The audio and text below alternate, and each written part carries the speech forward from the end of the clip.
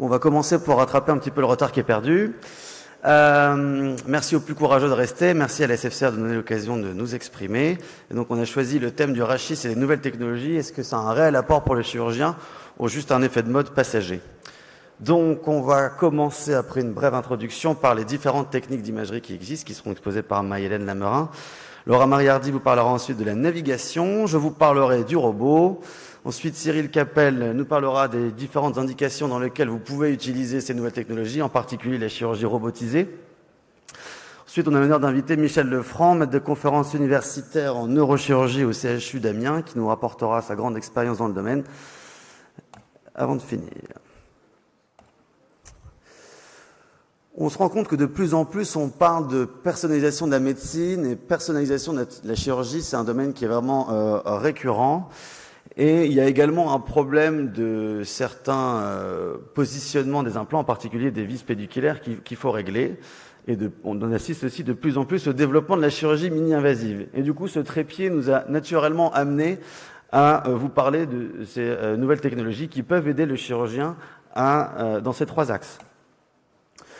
Alors, la chirurgie personnalisée, ça se fait à différents niveaux. Déjà, au premier niveau, il y a l'imagerie préopératoire qui permet au chirurgien de planifier son geste, les hausses pour voir dans quelle mesure on veut corriger son patient, le scanner pour choisir par exemple la taille de ses implants en préopératoire. On connaît également les implants adaptables, les cages expansibles pour les corporectomies par exemple, et ça existe aussi pour les cages intersomatiques. Le niveau 2, comme je l'ai appelé, pour la chirurgie personnalisée, on connaît un peu ça en orthopédie avec les implants sur mesure, des prothèses de hanche, des prothèses de genoux. Le chirurgien fait un scanner préopératoire, le laboratoire fait ses mesures et conçoit une prothèse spécialement conçue pour le patient. En neurochirurgie, ça existe aussi par exemple pour les cranioplasties. Et en rachis, on voit que ça commence à arriver avec, par exemple, l'avènement des tiges précintrées, où le chirurgien choisit en préopératoire la correction qu'il veut apporter à son patient, et le laboratoire va pouvoir fabriquer une tige personnalisée pour chaque patient. Ceux qui utilisent cette technique lui trouvent l'avantage de diminuer la durée opératoire, de faciliter le geste, d'apporter exactement la correction qui a été souhaitée, planifiée en préopératoire, et enfin de diminuer le risque de fracture de tige en diminuant le nombre de cintrages per opératoire. On connaît aussi les implants sur mesure grâce aux imprimantes 3D. Alors c'est tout récent, mais il y a quelques cas qui commencent à arriver, notamment en France, avec des cages, par exemple, de corporectomie qu'on peut utiliser dans le domaine de la chirurgie tumorale. Le deuxième point dont je parlais pour commencer, c'est aussi le bon positionnement des implants.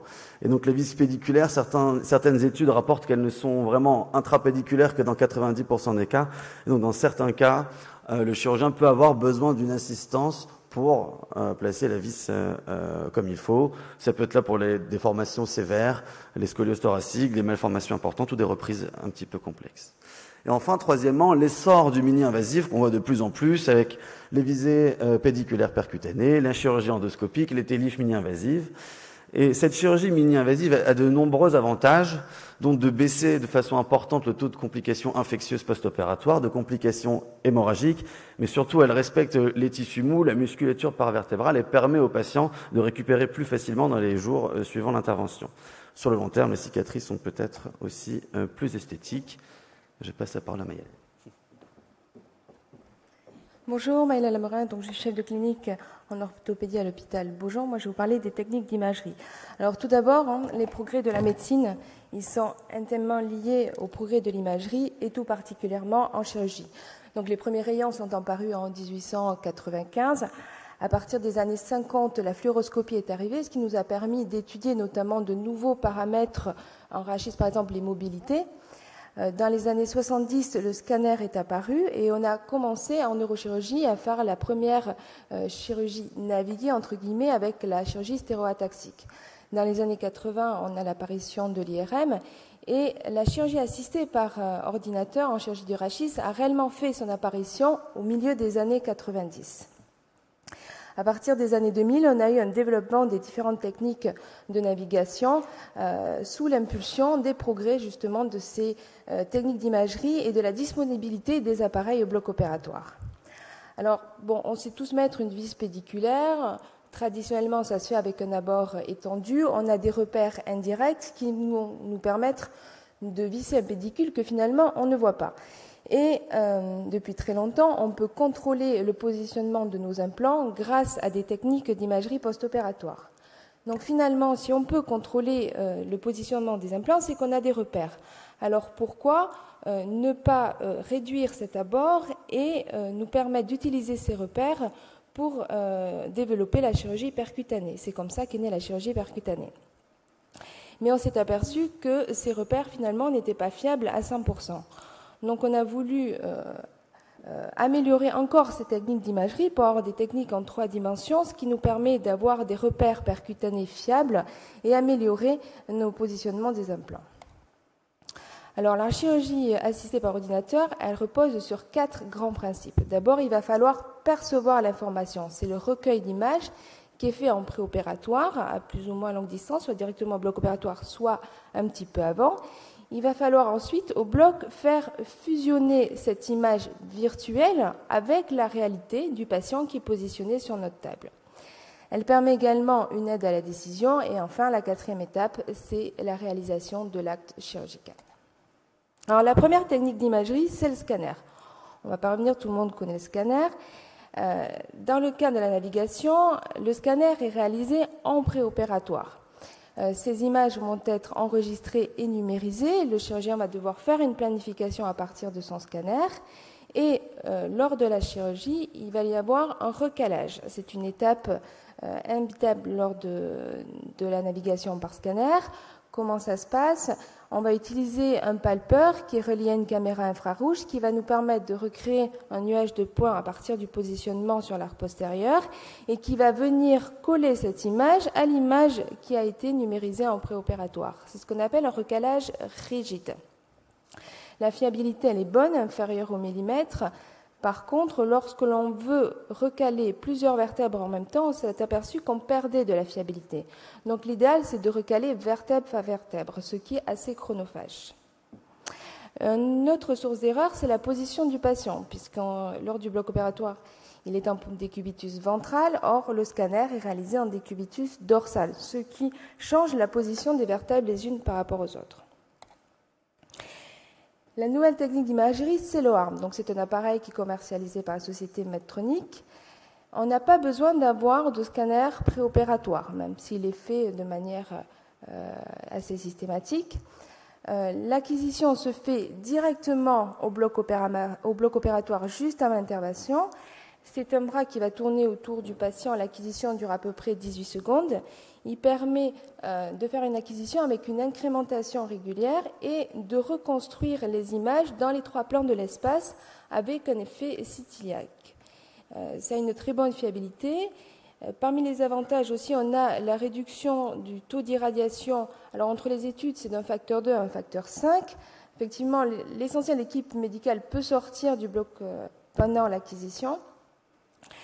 Les limites, ça va être les patients très obèses, même si on garde quand même une bonne qualité d'image, et lorsque l'on veut réaliser une instrumentation après un changement anatomique, comme par exemple une libération, l'image qu'on a acquise ne correspond plus à l'image qu'on a pendant l'intervention.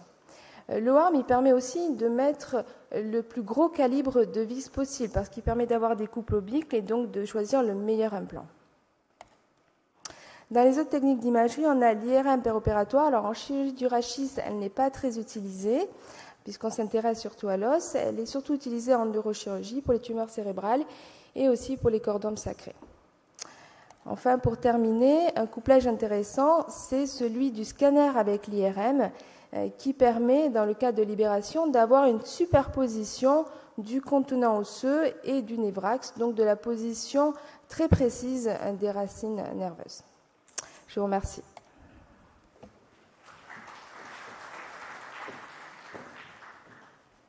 Donc, je vais vous parler maintenant plus spécifiquement de la navigation en elle-même. Donc, le principe, comme Yann l'a expliqué, c'est la localisation péropératoire en 3D des instruments afin de permettre de se repérer, de pouvoir corriger les erreurs éventuelles en temps réel.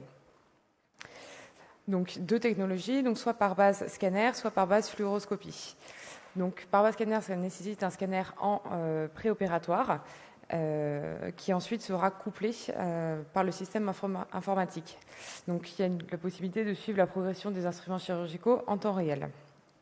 La base fluoroscopie, c'est sur des clichés 2D que la visualisation des instruments est faite et non pas en 3D comme un scanner. Dans la littérature, c'est donc moins précis en termes de placement des vis pour la plupart des appareils. En pratique, donc il y a un écran avec le système de jumelage, puis ensuite les implants qui sont les capteurs qui sont mis sur le patient avec des repères fixes comme l'épiniliaque antéro-supérieur ou des repères de l'acte postérieur. Ces informations sont ensuite retransmises au logiciel d'analyse et on peut ensuite suivre la progression des instruments en temps réel sur l'écran. Les systèmes disponibles donc, sont variés, le WARS, mais aussi d'autres laboratoires qui proposent de ces instruments. Les avantages qu'on peut citer, donc c'est bien sûr la sûreté en premier lieu, ce qu'on cherche, donc réduire la marge d'erreur au niveau du placement des implants. De nombreuses séries comparent la navigation aux visées classiques. On retrouve des résultats qui varient de 5% d'écart à plus de 20% dans certaines séries. Mais ce qu'il faut retenir, c'est que les concordances au niveau attendues et obtenues au niveau des visées pédiculaires sont à plus de 95% en moyenne dans les séries pour le bras de navigation. Une méta-analyse parue dans Spine comparait la position des visées pédiculaires avec un ampli classique, la fluoroscopie 3D, donc 2D en temps réel, et la navigation. C'était une étude sur près de 10 000 vis qui concernait tous les niveaux de cervical au lombaire. La fluoroscopie conventionnelle retrouvait près de 2/3 de vis en bonne position. Lorsqu'on passait un contrôle 2D, il y avait une augmentation de quasiment 20% de la bonne position des implants, donc sans effraction au niveau pédiculaire, avec 85% de bonne visée, et la navigation 3D à plus de 95%, comme dans la majorité des études d'étudiants. Un des autres avantages de la navigation est bien sûr le mini-invasif, vu qu'il y a un contrôle extracorporel des trajectoires, donc ça permet un plus grand recours à tout ce qui peut être percutané. Dans la littérature, pour ce qui est comparaison de la navigation versus le percutané classique, donc avec un contrôle ampli, il y a une diminution d'environ 10 fois du taux de brèche selon les séries. Donc le recours au milieu invasif pour le patient, c'est diminution du taux d'infection, de saignement et des retours à domicile plus précoces. Donc on peut se demander aussi, est-ce qu'il y a des inconvénients associés à cette navigation, comme par exemple le temps d'installation du système, une courbe d'apprentissage, les radiations ou le coût. Au niveau du temps opératoire, c'est plutôt le contraire. Dans la plupart des séries, à l'issue de la courbe d'apprentissage, le temps est moindre avec navigation que sans. Le temps d'installation du système dans un système de navigation 3D est plus important que dans un système 2D. Mais ensuite, quand on regarde le temps total, il est identique entre les deux groupes de patients. Quant à la courbe d'apprentissage, effectivement, donc là on voit qu'il y a 2% des vis qui ont été ajustées pour les 50 premiers patients, avec 0,5 pour les 50 derniers patients, sur une courbe d'apprentissage de 150 patients. Mais cette courbe est bien moindre que tout ce qui peut être ajusté au début avec les erreurs de MG. L'exposition aux radiations, là aussi c'est l'inverse. L'exposition est moindre pour le chirurgien, mais aussi pour le patient, malgré le scanner qui peut être réalisé en péropératoire, qu'avec des contrôles amplis classiques. Pour ce qui est de l'asepsie, donc là, il n'y a pas de données dans la littérature, mais on peut supposer que vu qu'il y a moins de manipulation qu'avec des amplis 2D classiques, le risque en tout cas n'est pas majoré. Il y a par contre le problème du coût. Donc selon les machines, c'est de 300 à 600 000 euros. Mais les installations sont exponentielles dans les différentes structures, avec 22 OANS par exemple au début de l'année dernière. Donc au niveau des indications, elles sont variées. Ça peut être pour les vis pédiculaires classiques, en percutané ou en open. On peut imaginer ça faire en traumatologie avec tout ce qui est technique de fluoroscopie. Après, bien évidemment, en traumatologie urgente, coupler le scanner préopératoire, il faut avoir l'habitude. Mais aussi pour les instrumentations du bassin ou en cervical, des actes un peu plus difficiles techniquement, comme les visées de l'endotoïde ou le ARMS. Il y a l'aspect médico-légal aussi. Pour l'instant, il n'y a pas de texte franc sur le sujet, mais on peut imaginer des litiges qui apparaissent dans les années à venir sur le fait d'avoir des séquelles sur des malpositions d'implants, alors que ces technologies de contrôle en temps réel étaient disponibles dans la structure. Donc en conclusion, la navigation apparaît comme une technologie fiable ayant prouvé son efficacité au niveau du placement des implants, moindre irradiation du chirurgien et du patient, par contre un coût important, et l'évolution, à savoir si elle va être inéluctable. Est-ce que toutes les structures devront être équipées de tels appareils d'un point de vue médico-légal? C'est à suivre. Donc la parole à Marc Califé. Alors, je vais vous parler du robot avant de laisser la parole à Cyril Capel et Michel Lefranc qui ont plus d'expérience que moi. Qu'est-ce que c'est le robot? Alors, d'abord, notre topo va être plutôt centré sur le robot ROSA, qui est celui qu'on connaît le mieux. C'est un bras robotisé qui est couplé à un système de navigation et qui permet au chirurgien de positionner les implants selon la planification qu'il souhaite réellement faire. Et donc, ce bras bénéficie également d'un guidage dynamique, d'un tracking, c'est-à-dire que si vous bougez le patient, si vous le poussez un petit peu ou en mettant la vis, vous appuyez sur le patient, le robot s'adapte et bouge le bras en même temps. Vous allez le voir, ça va être illustré sur une vidéo qui est juste après. Alors, comment utiliser le robot? Cyril reviendra dessus. Les indications sont très larges. On peut l'utiliser dans la chirurgie dégénérative, tumorale, la traumatologie, mais aussi dans les déformations. Alors, comment ça marche? D'abord, l'installation, on installe le patient, on installe le robot. Après champage stérile, on installe une référence qui est en général placée dans la crête iliaque postérieure. Ensuite, il faut que je clique. Il y a l'étape de recalage. Donc, dans un premier temps, le recalage robot-caméra, où le bras robotisé va prendre 6 positions différentes dans l'espace, qui va permettre à la machine de savoir en temps réel, par la suite, précisément où se trouve le bras à chaque moment. Puis ensuite, on fait une acquisition 3D des images qui va permettre de synchroniser la position du robot avec l'anatomie réelle du patient. On va pouvoir passer. La troisième étape est donc la planification per-opératoire. L'acquisition des images 3D va nous permettre de pouvoir naviguer nos gestes. Et donc, on planifie sur l'écran. Ensuite, le bras robotisé va venir se placer à l'endroit où vous avez choisi de le mettre grâce à votre troisième étape là, de navigation. Donc là, on voit le passage des tubes successifs pour un vissage percutané. Et regardez bien, quand c'est Michel Lefranc qui est en train d'opérer, quand il appuie sur le patient, on voit que le bras robotisé suit le mouvement. On n'appuie pas sur le robot, hein, c'est le robot qui suit le déplacement du corps. Je ne sais pas si vous arrivez à voir. Et donc on peut contrôler le positionnement de son instrument à chaque instant. Et enfin, pour la mise en place de la vis, on va pouvoir comparer, vous allez voir avec des couleurs différentes, la position optimale que vous avez souhaité avoir avec la navigation par rapport à la vis que vous avez effectivement mise en place. Voilà, vous voyez les couleurs différentes qui vont permettre de contrôler votre geste. Donc, le robot, c'est pas le robot qui opère. Hein. Alors, quels sont les intérêts du robot? Il y a des intérêts pour le chirurgien, bien sûr, ça peut faciliter un petit peu le geste. Ça augmente la précision dans le positionnement des implants, dans la trajectoire chirurgicale. Il y a 2 articles plutôt récents dans le JNS qui ont rapporté un taux de 97% de vis bien placées pour ce premier article. Et dans le second, ils comparaient les vis placées sous chirurgie robot assistée comparées à la scopie. Ils trouvent un 93% contre 89% pour le freehand. Et enfin, pour terminer sur les intérêts pour le chirurgien, ça diminue également l'irradiation, mais ce bénéfice est plutôt lié à l'utilisation de la navigation que par le bras robotisé lui-même. Le robot présente également des intérêts pour le patient. Ça sécurise le geste pour le chirurgien et donc ça peut éventuellement rassurer le patient. Et enfin, l'intérêt également pour lui, c'est l'accès à la chirurgie mini-invasive. Donc comme on l'a dit plusieurs fois, moins d'infection, moins d'hémorragie. Ça peut également représenter un intérêt pour l'établissement, ça lui fait de la pub et ça va permettre d'améliorer la renommée de l'établissement et ainsi d'attirer plus de chirurgiens et plus de patients. Les inconvénients, encore une fois, c'est le coût, ce sont des prix à titre indicatif que je vous ai mis, toujours des arrangements qui sont possibles bien sûr. Il y a également le problème de la learning curve, comme on l'a vu précédemment. Donc cet article intéressant, paru en 2015, parlait de 3 stades dans l'évolution du chirurgien qui pratique la chirurgie du rachis robotisé. un premier stade où le chirurgien n'est pas compétent, mais il le sait. Et enfin, deuxièmement, l'étape la plus dangereuse, c'est la deuxième étape où le patient n'est toujours pas compétent, mais il croit l'être. Et donc c'est entre le 10e et le 20e cas où il y a le pic d'imprécision de positionnement des implants.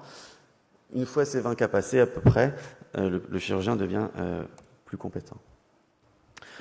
Troisièmement, le temps opératoire. Une étude de l'équipe de Longeon en 2016 comparait des chirurgies similaires et trouvait 3 heures pour la chirurgie robotisée contre 2 heures pour la chirurgie standard. Je passe la parole à Cyril. Donc, concernant les indications de chirurgie percutanée, les indications de chirurgie percutanée, de chirurgie de reprise et rachis malformatif, surtout pour la chirurgie percutanée, sont naturellement des indications de chirurgie naviguée ou robotisée de par l'absence de repères anatomiques. L'évolution des technologies qu'on a exposées précédemment nous permettent aujourd'hui de réaliser ces chirurgies, notamment avec la doubloscopie, l'émergence de la doubloscopie initialement, la réalisation d'ostéosynthèse, de kyphoplastie et d'arthrodèse circonférentielle minimale invasive, qui ont été optimisées dans un second temps avec la navigation et l'imagerie péropératoire en 3 dimensions. La robotique amène le plus, notamment sur le tracking des mouvements qu'on a vu sur la vidéo précédente, où le robot suit les mouvements du patient par les ampliations thoraciques, par exemple avec la respiration, et également avec les mouvements contraints par les manœuvres externes du chirurgien. Permet également la planification péropératoire du patient dans sa position opératoire et non pas avec des supputations préopératoires sur un scanner où la position sera différente de celle du patient au cours de la chirurgie, tout en conservant l'avantage de la navigation traditionnelle. Pour le rachis dégénératif, qui a un modèle assez complet de l'utilisation du robot, donc on va surtout exposer ces actes chirurgicaux. Ça permet d'optimiser le positionnement du tube de travail, de l'écarteur tubulaire ou de l'endoscope à la pathologie, au site de la hernie discale par exemple, et également à l'anatomie du patient. Cette chirurgie sera donc personnalisée et réalisée au cas par cas, avec donc cet ancillaire, ces écarteurs tubulaires, qui seront portés par ce bras et guidés de manière guidée par le bras du robot et des instruments dédiés, ou alors non pas des écarteurs tubulaires, mais par un endoscope qui aura un canal de travail au travers duquel on passera nos divers instruments. Donc ici, vous avez une image avec le workflow, l'installation qu'il y a au bloc opératoire, avec le patient qui est en décubitus ventral. L'OARM qui a pris l'acquisition sera déporté au maximum du côté des anesthésistes, laissant ainsi toute la place possible aux chirurgiens pour réaliser la chirurgie. Le robot sera en face, permettant de ne pas encombrer non plus l'espace de travail, et bien entendu le bras champé, afin de limiter les risques d'infection. Et la console de planification sera liée à la caméra, donc malheureusement elle est coupée sur cette photo, mais elle est au bout du bras de l'aide opératoire. Et la planification opératoire sera réalisée, ici c'est une hernie discale par voie minimale invasive, une voie postérolatérale sur une hernie foraminale, donc on vérifie le bon positionnement, on mesure également le point d'entrée cutanée par rapport au seul repère qu'on aura en péropératoire, c'est-à-dire la ligne médiane, afin de comparer la bonne concordance entre notre geste et ce qui est planifié. On regardera ça dans les 3 dimensions, et ici, le long de la trajectoire de la mise en place du tube.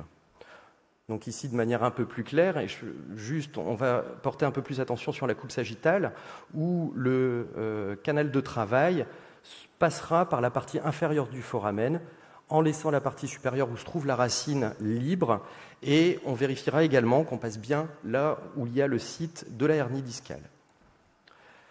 Le positionnement du bras du robot, une fois cette chirurgie planifiée, sera réalisé donc de manière automatique.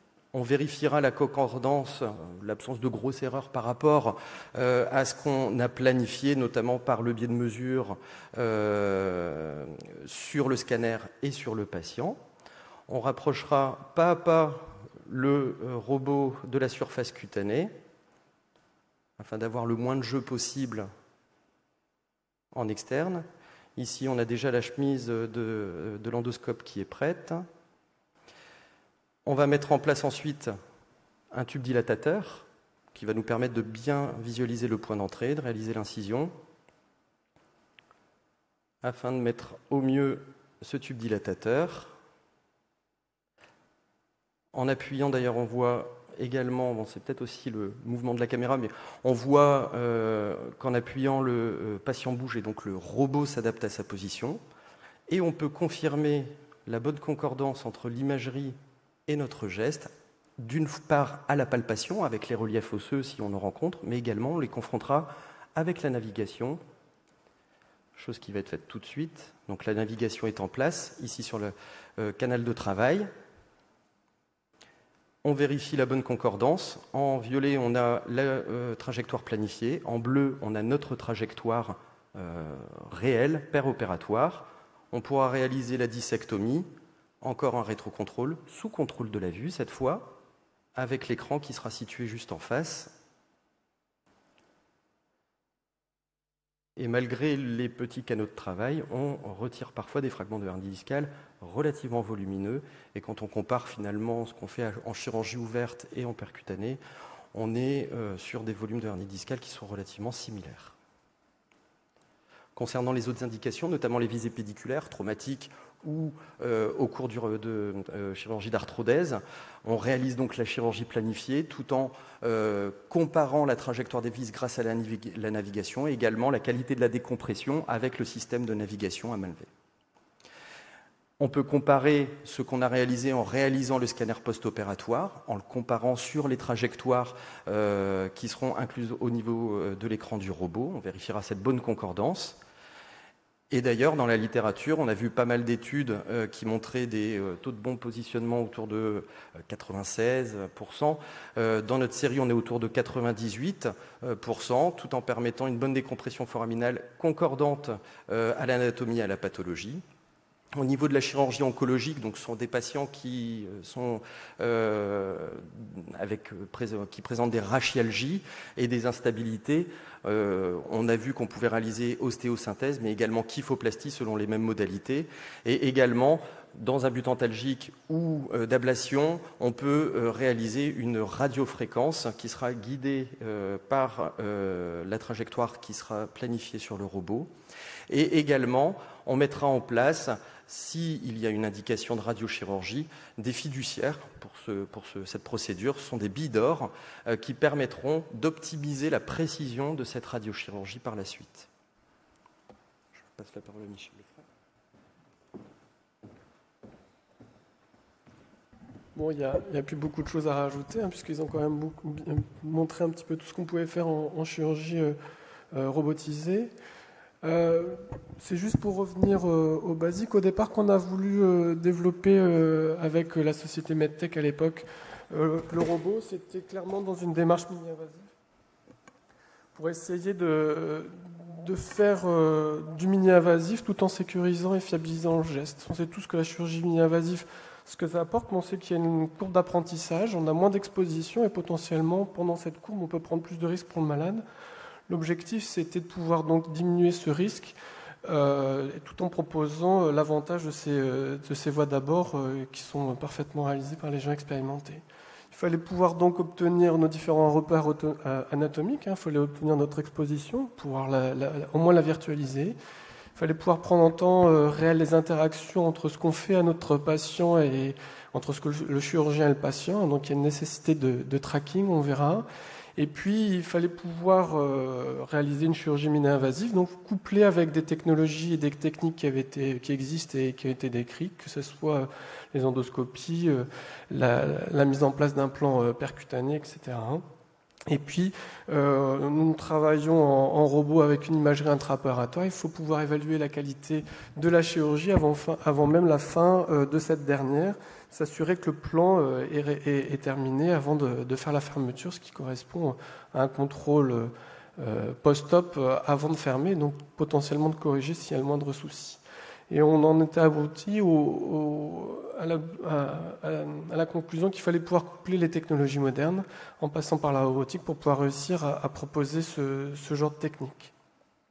Alors le robot, plus spécifiquement, qu'est-ce qu'il permet ? Il permet de coupler ces technologies en virtualisant à la fois l'exposition, en suivant en temps réel les mouvements du patient, et ceci par le système de tracking, et puis en permettant de réaliser ce que vous avez planifié. Alors vous avez entendu beaucoup de parler de robots, on a eu de la littérature sur d'autres robots. La littérature pour le robot Rosa, elle concerne essentiellement le CHU d'Amiens pour le moment, c'est un travail d'équipe. Mais qu'est-ce qu'il peut faire concrètement ? On va pouvoir planifier alors ampère opératoire, le positionnement de l'implant, sa première position, ce pourquoi il a été dédié, en tout cas au tout début, c'était la mise en place de vis par voie transpédiculaire, mais également potentiellement de tout autre implant, c'est là tout l'intérêt. On va pouvoir suivre en temps réel donc, ces mouvements grâce aux capacités de tracking. Et puis, le bras, il peut faire aussi de porte-instrument. Et c'est ça le dernier avantage. Puis enfin, il va être couplé à une imagerie intraopératoire qui sont des scanners à capteur plan. Nous, on utilise le ARM, qui va permettre d'avoir cette information et de l'anatomie de notre patient en réel. Alors, ce qui est spécifique par rapport aux autres robots avec le robot Rosa, c'est cette capacité de tracking. On ne va pas vous remontrer comment ça marche, mais avec la caméra, le fiduciaire qui est passé soit sur l'aile iliaque, soit sur une épineuse, et le robot va se mettre en regard de la trajectoire que vous avez fait, et s'il existe un quelconque mouvement, le mouvement va être poursuivi et le robot va rester en regard de ce que vous avez planifié. Vous voyez même qu'il y a un tout petit peu de latence, parce pour rendre le geste plus fluide, en fait, on est à la demi-seconde de suivi. Et ça venait de nos tests sur nos cadavres. Alors comment ça se passe ? Le plus long et le plus rébarbatif peut-être pour les chirurgiens, c'est l'installation, c'est souvent des cubitus ventrales. Vous installez le arme, vous installez le robot, il y a un temps de recalage, le temps de planification, puis après il y a le temps de réalisation de l'acte.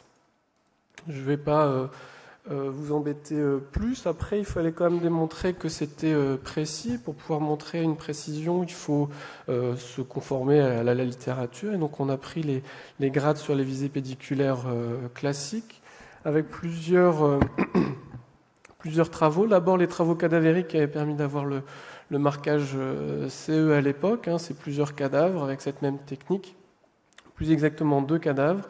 Avec sur une quarantaine de vis, alors ça reste des données limitées, mais que des grades 1, donc c'est des vis qui sont à l'intérieur du pédicule sans effraction de la corticale, un grade B, effraction de la corticale, et puis il n'y avait pas de mauvais positionnement de vis sur ces différentes essais à l'époque, entre eux, dans le sens où il n'y avait pas d'effraction au-delà de 2 mm de la corticale. L'intérêt, c'était que le positionnement, il était bon à la fois pour le pédicule, mais également pour votre tête de vis et votre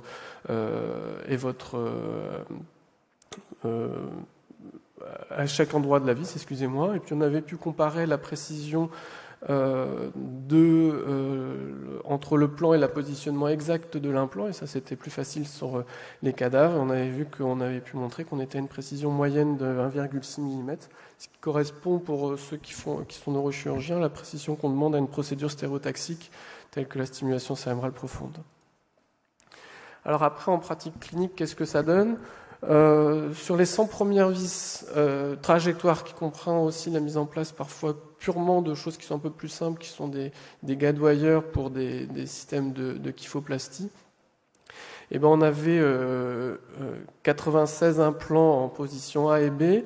Ce qu'on voit moins ici, c'est les 4, c'est-à-dire que dans 4 cas, dans le début de notre expérience, on a fini par mettre l'implant sous double scopie, soit parce qu'on avait eu un bug robot, soit on avait dû refaire le recalage et on a préféré finir, soit il y en avait un cas, on avait une modification de la référence du patient, on a vu nous-mêmes l'avons fait vriller, donc il va falloir soit refaire l'ensemble de l'acquisition 3D pour pouvoir reprogrammer le robot. Là, on a décidé de finir tout seul. Ça correspond à chaque fois au début de l'expérience. Et on avait également un grade C qui manifestement est vraisemblablement lié à une modification de l'anatomie par rapport à ce qui a été planifié. On avait fait la décompression avant de mettre les implants, donc on avait créé potentiellement une instabilité, c'est comme ça qu'on l'a expliqué. Il y a le docteur Chenin qui a travaillé spécifiquement sur nos voies d'Avor qui étaient des arthrodèses lombaires. TELIF, il y a 2 PLIF en réalité, 2 foyers ouverts, et vous voyez que sur, je ne me souviens plus combien il y avait de vis, c'est 110, 5, 7... Et ben on a un grade A, 107 sur la première. On va se rendre compte d'un grade D qui sera corrigé en périopératoire. C'est toujours une autre personne où il y avait une décompression en foyer ouvert avant la mise en place de l'implant. Ce grade D-là n'a pas été vu et ceci malgré un contrôle périopératoire. On n'avait pas mis le patient en apnée lors du contrôle et le flou de bouger faisait qu'on avait l'impression que c'était à l'intérieur du pédicule. Mais on l'avait donc laissé en place. En post-opératoire, on n'a pas repris le patient. Ce qui est intéressant, c'est qu'on voit qu'on n'avait pas de toxicité, pas de neurotoxicité. On n'a pas eu de reprise parce que même sur ce grade, on a finissait quand même par une vis au sein du corps vertébral. On a jugé la biomécanique satisfaisante. Et si on regarde sur les critères de la littérature, on est à 99% de positionnement d'implant apparaissant comme acceptable selon les données de la littérature. Alors, combien ça représente de patients depuis maintenant quasiment 2 ans? C'est 150 patients opérés, c'est essentiellement du dégénératif, essentiellement des arthrodèses mini-invasives, lombaires, mono ou 2 étagées. Mais vous voyez aussi qu'on commence... alors que ça ne faisait pas partie au départ des indications du robot, à faire de plus en plus de chirurgie percutanée endoscopique ou purement à l'aide à position du tube pour tout ce qui est laminectomie en mini-invasif sous de type over the top. Là, un peu de traumatologie rachinienne, beaucoup de gestes de kyphoplastie, où là où on a un gain pour le positionnement de l'implant, c'est évident. Et depuis maintenant 10 mois, on a démarré tout ce qui est chirurgie oncologique avec les ablations par radiofréquence, plus ou moins associées à des ostéosynthèses. Alors on ne va pas vous embêter avec les images. L'intérêt, clairement, pour la hernie discale, c'est l'optimisation du planning chirurgical et de se mettre en place. C'est pas forcément facile sous scopie, et là, surtout pour les voies transforaminales, il y a un intérêt qui est évident. Ce qui nous a permis de développer au sein du service de plus en plus d'indications d'ambulatoire. Et puis, on développe également tout ce qui est chirurgie oncologique mini-invasif par ablation. Donc là, vous voyez le cas d'une femme de 52 ans qui avait déjà eu une radiochirurgie, qui arrive pour mettre en réalité la mise en place d'une pompe intratécale. Elle a une grosse sciatique, elle est en fauteuil roulant déficitaire. Et pour finir, sa seule métastase qui évolue malgré radiochirurgie, c'est celle-ci en lombaire. On a fait une radiofréquence. Vous voyez le résultat à 3 mois. L'avantage, c'est que comme vous savez exactement où est l'implant, où est votre sonde, vous pouvez faire votre radiofréquence sans avoir peur d'aller atteindre les structures nerveuses. Là, on avait fait plusieurs trajectoires, une trajectoire comme ça, et puis une deuxième ici pour aller couvrir l'ensemble de la tumeur. La patiente, on est à 9 mois de suivi maintenant, elle marche, et vous voyez qu'elle est sans morphine. C'est des gestes toujours aussi simples. Donc aujourd'hui, on va proposer ce genre de traitement de manière beaucoup plus facile, à la fois typiquement dans ce type de lésions pédiculaires, on va y avoir parfois une instabilité, vous voyez, donc on va coupler ça parfois à une ostéosynthèse, radiofréquence qui permet de traiter la douleur et qui va être complétée par un traitement par radiochirurgie, dans le cas présent en dose unique, ce qui le traitement de la douleur par la radiofréquence clairement facilite le traitement radiochirurgical.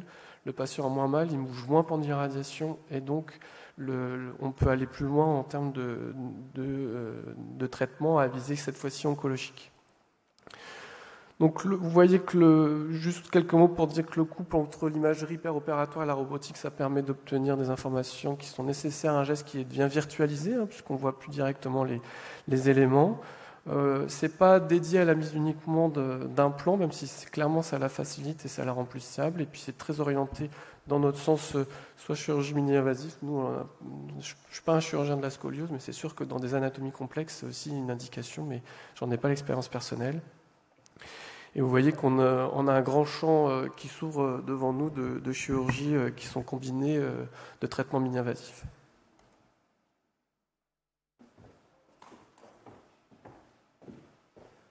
On va vite finir. Si vous avez quelques questions, je pense que Michel Lefranc pourra répondre juste après. Ça va aller vite. L'évolution de l'utilisation de ces nouvelles technologies, c'est un peu difficile à prévoir. Comme disait Pierre Dac, les prévisions sont difficiles, surtout lorsqu'elles concernent l'avenir. Je pense qu'on pourrait supposer qu'elles suivent cette courbe assez classique de Gartner, où au début on est assez emballé de l'apparition de ces nouvelles technologies, on a envie de les utiliser, on les utilise un peu peut-être pour tout et pour rien, jusqu'à atteindre le pic des attentes exagérées, puis suit une phase de déception, jusqu'à la fosse de la désillusion, pour enfin se stabiliser à un niveau normal d'utilisation. On utilise la technologie à bon escient. Et enfin, il faut aussi considérer l'aspect médico-légal, où on assiste à une judiciarisation de la médecine face à laquelle le médecin, le chirurgien, va devoir se protéger. Et pour se protéger, il y a deux axes. La sécurisation de son geste péropératoire, donc l'utilisation du robot et la navigation peuvent aider pour ça, mais également le contrôle du bon positionnement des implants et de la bonne trajectoire chirurgicale. Encore une fois, l'OARM et la navigation peuvent aider pour ça. Donc les nouvelles technologies ont un réel apport pour les chirurgiens. Après, je pense que c'est aussi une question de dosage adapté à chaque situation et pas utilisé à tout va. Merci pour votre attention.